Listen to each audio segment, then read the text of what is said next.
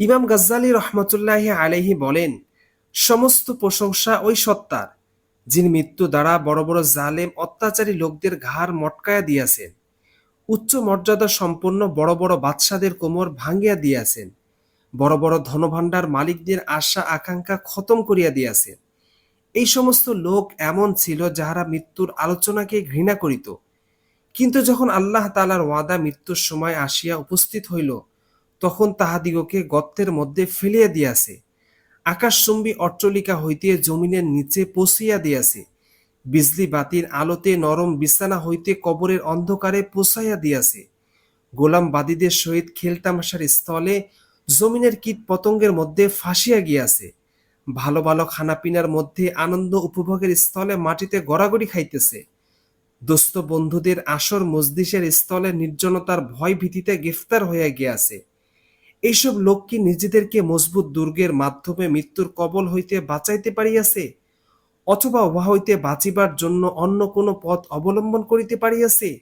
অতএব ওই মহান জাত পবিত্র, যাহার পরাক্রমশীলতা ও মহানত্বের মধ্যে অন্য কেউ শরিক নাই। তিনি চিরন্তর, কেউ তাহার সমতুল্য নাই।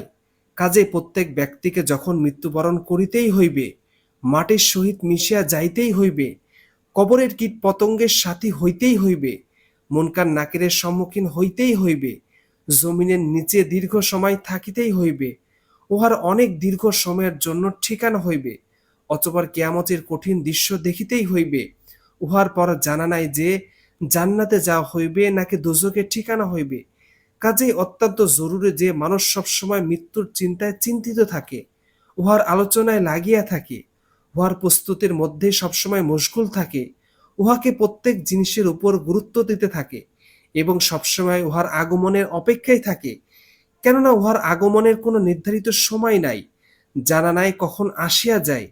এজন্য রাসূলুল্লাহ সাল্লাল্লাহু আলাইহি সাল্লাম ইরশাদ করিয়াছেন, বুদ্ধিমান সে ব্যক্তি যে নিজের নফসকে আয়ত্তে রাখে আর এমন জিনিসের মধ্যে মশগুল থাকে যা মৃত্যুর পর কাজে আসিবে। যে ব্যক্তি দুনিয়ার মধ্যে মত্ত হইয়া উহার ধোঁকার বস্তুসমূহের মধ্যে ফাঁসিয়া রহিয়াছে এবং উহার খায়সাতে আসক্ত হইয়া রহিয়াছে, তাহার অন্তর মৃত্যু হইতে একেবারে গাফেল থাকে। তদুপরি যদি মৃত্যুর আলোচনাও করা হয়, তবে উহা তাহার নিকট খারাপ ও অপ্রিয় মনে হয়। আল্লাহ তাআলা বলেন, আপনি তাহাদিগকে বলিয়া দিন যে মৃত্যু হইতে তোমরা পালায়ন করিতেছ, উহা আসিয়া তোমাদেরকে পাকড়াও করিবে, অতঃপর তোমাদিগকে ওই পবিত্র সত্তার সম্মুখে উপস্থিত করিবে, যিনি গোপন ও প্রকাশ্য সকল বিষয় জানেন। অতঃপর তিনি তোমাদিগকে তোমাদের কৃতকর্মসমূহ বলিয়া দিবেন এবং সেইগুলির প্রতিদান দিবেন।